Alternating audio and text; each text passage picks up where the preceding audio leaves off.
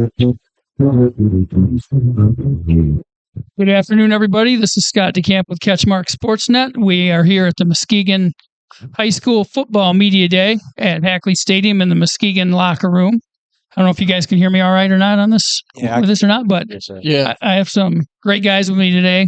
We have a tech expert here, Mackay guy. He got us online here. He got us going with we were struggling with our connectivity, but thanks, Mackay, for getting us on. Always, no problem. Yep. Senior quarterback for these guys. We got senior Jake Price, running back, and senior Miguel Boteo. Correct? Hey, guys. Correct? How do you say his last name? Boteo. Boteo.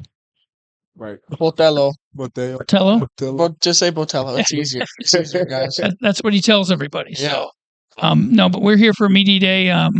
We had some fun taking some portrait photos and doing some hype video type stuff and a team photo and everything. But obviously their season's already started. They off to an 0-2 start, but they played some really tough teams, and I think this team has obviously got a lot left to play for, and it's just starting, I think, this Friday with Holland at home. So let's start about these first two games.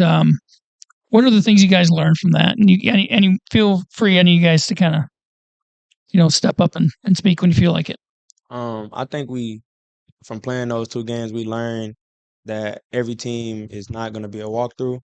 So, and we also learned that coming out of halftime, we have to learn how to come out and play together and finish through on games, like coming out with more energy and being able to play together and fight through anything we need to come out with the win. So I think we definitely learned that. What do you think, Jake? I just think we just need to key down on the little mistakes that we just keep on doing, and when we finally do, it'll just all come together. We'll just be that dominant force that we want to be, and we know we can be. And Miguel, what are the things that you took away from those first two? That we just gotta execute better and fall together. Closer? Yep, just there you go. Okay, sorry. Yeah, no problem. That we just gotta get better at those mistakes. It's just all the little things. And during the film, we were seeing that when all of us did the right thing and we did what we were supposed to, it was positive yards or a touchdown. So we gotta go back to that LTN that we had a few years ago and just focus on the little things, the things that matter the most. Well, I think I'm maybe speaking for you guys, but I would imagine all your goals are still in front of you. The conference is out there, and I know you guys play for more than that. You guys play for, Thanksgiving weekend, state titles, that kind of stuff, and you guys are there a lot. You were there last year as well. So, what's the mindset going into Friday, tomorrow's game with Holland? Our mindset is to get a win for sure, especially to start off the conference. One thing that we do here is we win championships, so we got to go with the conference championship first, and that's our goal. So we're going to just go in there, relax, comfortable, not going in there negative. And I think that's going to be what's going to push us to go further on in the conference.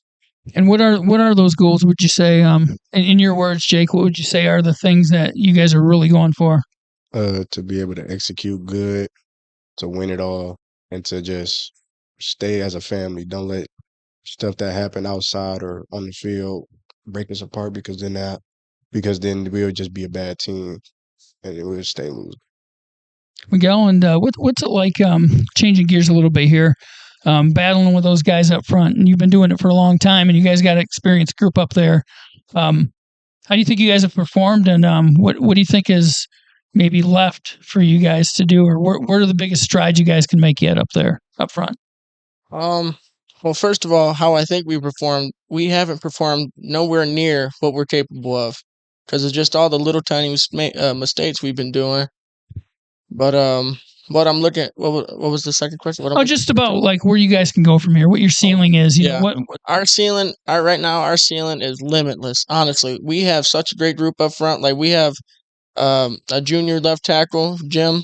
And then our right tackle, Nakai Wynn, and then Carl Brooks at right guard, and then Isaiah Williams at center. That's the best lineup ever. Honestly, I throughout the years I've played here, I could say this like positively that I think we have the best O-line that I've been here. So we're sitting in this locker room, and was it this last offseason that it got the facelift, or was it the year before? The year before. Year before. I mean, but you look at it, it's just gorgeous. Courtney walked in here, our digital media specialist, and she's like, man, I haven't seen a high school locker room like this. And I mean, how much pride does it give you guys to just come in here every day, get ready for practice, get ready for games? I think it's definitely a mood. Isaiah Williams, our center, he always got the music on, so the music and the lights, it always give you a positive energy. And then just being around your guys is great because you know that you're here, you're going to war with them, you're working every day, and just being around them in this this historic stadium. And I just think it's just amazing to just be a part of it. What about you guys? Just in terms of the tradition, I mean, when you have facilities like this, Kind of like being at a second home, if I had to say, because I wouldn't want to be nowhere else other than here. what about you, Miguel? For me, it's sometimes when I do think down and think about it, it's just I find it crazy how I'm just sitting here like before freshman year I had no aspirations of playing football, but now I'm sitting in this historic locker room that's been here for the 1800s since the stadium was built, and I'm sitting here playing, starting on varsity for the most winningest team in the state of Michigan right now, and it's I'm grateful every day to do it and hang out with my boys every day. When you guys play in the venues you do, you play in a historic stadium like this, the competition you play, Rockford trots out 105 guys, and you guys got, 35 or 30 some guys on your team. And then, last week, De La Salle, kind of the same thing. They always trot out like a college type roster in terms of numbers and stuff. And you guys don't have as many. So how do you guys compete with teams like that have like maybe 3 times as many guys on the roster? It definitely starts off in practice. So especially being a two-way player, you definitely have to work harder than the game should be. So every time you do something in practice, it got to be harder and harder and harder. So it's mostly it's conditioning. So, and then of course taking care of the weights in the weight room, being stronger, and you just got to be mentally prepared. You can't go in the game saying, "Oh, this team got a lot of players, and we only got 30 something." Like we got to go in there like, "Oh, they're not tougher than us mentally. They don't run as much as we do." So you just got to go in there with a mindset to be able to play against those teams that got 100-something guys, and we only got 30. I know Coach Fairfield would talk to you about this a lot. Just overcoming adversity. I know you have Jake with injuries and just getting dinged up, but you have to fight through things, and things aren't going to be easy in life. But the things that are worth having are hard. So, I mean, how much do you guys take that to heart? And Jake, how big is that part of your culture of your program? I think it's a big part because if you don't keep on fighting, you're just going to lose yourself into depression, I feel like, and it's just not going to be a good thing for you. So me just being around the team and me just wanting to fight so I can be around them and play football again, that was my biggest aspiration. It helped me get out of a dark place. And Miguel, what's it like playing for Coach Bowles? Well, when I first started, it was rough because I known Coach Bowles since I was in 7th grade, and I was just a little fat kid doing wrestling, and he was always hard on us. And then I got as a freshman, and I played my freshman year. I got moved up to playoffs, and then I was always messing up and always getting yelled at. And then I was like, man, this is rough. But I kept on going, and I took those butt chewings to heart, and now I make it my goal not to mess up, and I make it my goal to end practice and not get cussed out or nothing or yelled at. And I think I've been doing all right. So who are the biggest obviously Bowles is one of them, but who are the biggest characters on the team in terms of the coaching staff? Don. What can you say about Coach Poole? Oh, what can you say? I love pool juice. Money. That's all you hear is chicken. My players don't this. Who's your coach? Read your keys. Like I don't know. You hear something. Now I can say I shouted him out every for day. free juice. Yeah, like I don't know. Shout out Don Poole. Have you read his book yet? Yeah. I bought it for a free juice. Oh yeah. Yeah. Is he bribing you guys now or what? Poole always bribing. I don't know. I don't want to incriminate Poole, so I plead the fifth. Man.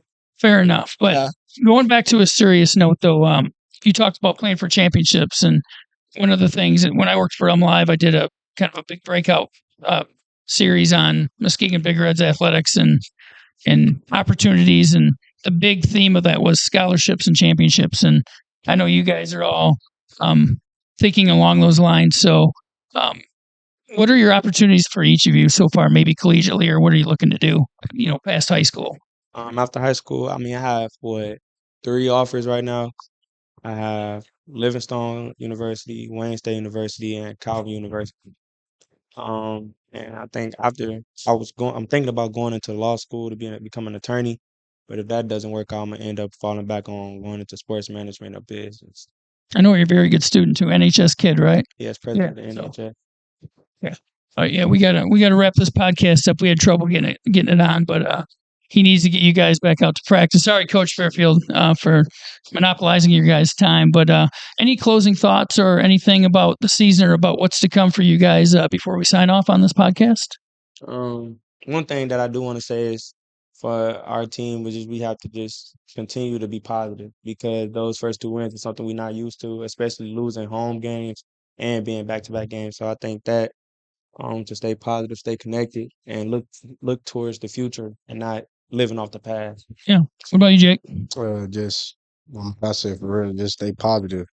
Because if everybody just start going down, then we'll just start crumbling and falling apart. Miguel? Don't sleep on us. Don't sleep on us because we just started. I think people should know better than that by now. But Yeah.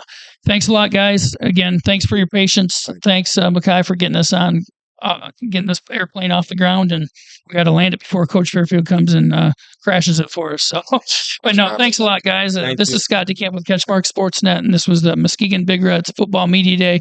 We're in the Hackley Stadium locker room. And keep an eye on these guys. These guys are definitely not done yet. So have a good day, guys. Like, please.